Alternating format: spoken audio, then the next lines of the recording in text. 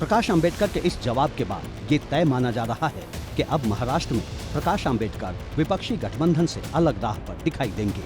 हालांकि राजनीति में तस्वीर बदलते देर नहीं लगती। इधर बिहार से महाराष्ट्र तक सीट शेयरिंग का मुद्दा हल न होने से उम्मीदवारों के ऐलान के मोर्चे पर कांग्रेस बीजेपी से पिछड़ती दिख रही है। एक और बीजेपी अब तक 267 उम्मीदवारों का ऐलान कर चुकी है, जबकि कांग्रेस 2 लिस्ट जारी कर सिर्फ 82 प्रत्याशी घोषित कर पाई है।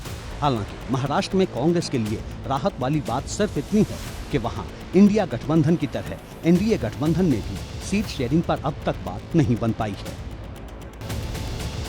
बीते दिनों में महाराष्ट्र के अंदर एनडीए गठबंधन में सीट शेयरिंग के मसले पर कई फॉर्मूले सामने आए। एक फॉर्मूले के मुताबिक बीजेपी को 31 सीट, एकनाथ शिंदे की शिवसेना को 13 सीट और अजित पवार की एनसीपी को 4 सीट देने की बात कही गई। लेकिन इस फॉर्मूले को एनसीपी नेता प्रफुल्ल पटेल ने सिरे से खारिज कर दिया है। यानी महाराष्ट्र में सीट शेयरिंग के मोर्चे पर एनडीए का हाल भी इंडिया गठबंधन जैसा ही है।